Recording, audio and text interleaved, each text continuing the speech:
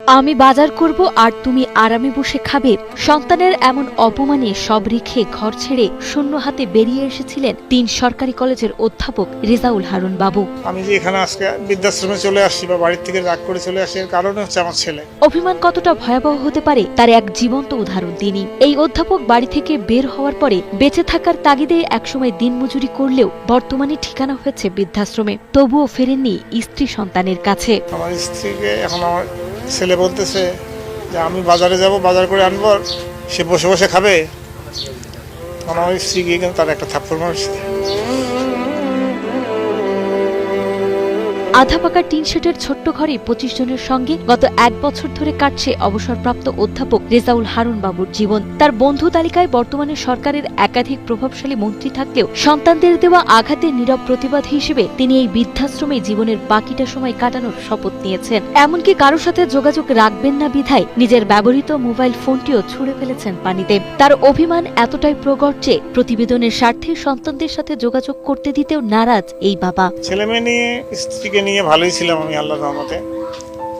আমার মেয়েটা আমার খুব আদরের, মেয়েটা সবসময় আমার কাছেই থাকতো আর কি। আমার সুবিধা অসুবিধা সব মেয়েটা দেখতো আর কি। আমি যদি একটা কিছু খাইতে চাইলে মেয়েটাই রান্নাঘরে দৌড়। কুড়িগ্রামের চিলমারিতে জন্ম নেওয়া রেজাউল হারুন বাবুর শিক্ষাজীবন কেটেছে কারমাইকেল কলেজ ও ঢাকা বিশ্ববিদ্যালয়ে। বাবা ছিলেন রংপুর মেডিকেল কলেজ হাসপাতালের সুনামধন্য চিকিৎসক। কর্মজীবনে তিনি আলো ছড়িয়েছেন সরকারি বাংলা কলেজ, তিতুমির কলেজ এবং কবি নজরুল সরকারি কলেজে। দীর্ঘ শিক্ষকতা শেষে অবসরে যাওয়ার পর ৪ বছর আগে ছেলের বিয়ের পরই বদলে যায় দৃশ্যপট। ছেলে আর পুত্রবধূর অবহেলা আর অপমানে ঘর ছাড়েন তিনি। আমার শৈশব হচ্ছে রংপুর জেলায় বা রংপুর হাই স্কুলে আমি প্রথম লেখাপড়া শুরু আমার। তারপর ওখান থেকে কারমাইকেল কলেজ থেকে অনার্স কমপ্লিট করার পর আমি ঢাকা ইউনিভার্সিটি যাই, চাকরি জীবন শুরু করি।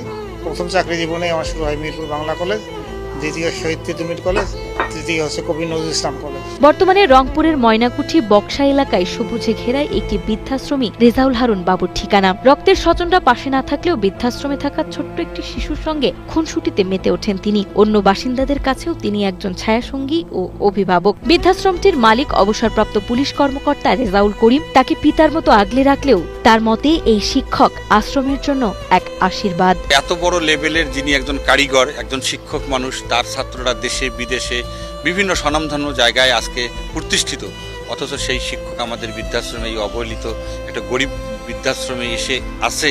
এটাই আমরা কৃতজ্ঞতা বলি, স্যারকেও কৃতজ্ঞতা জানাই। আমরা খুশি, আমরা এখানে সবাই খুশি। সবাই ওই শিক্ষক দিকেই সবাই সার করি। আর অনেক শিক্ষিত তো, আমরা এগুলো তো নর্মাল শিক্ষিত, আমরা এগুলো তো মেট্রিক পাস করছি।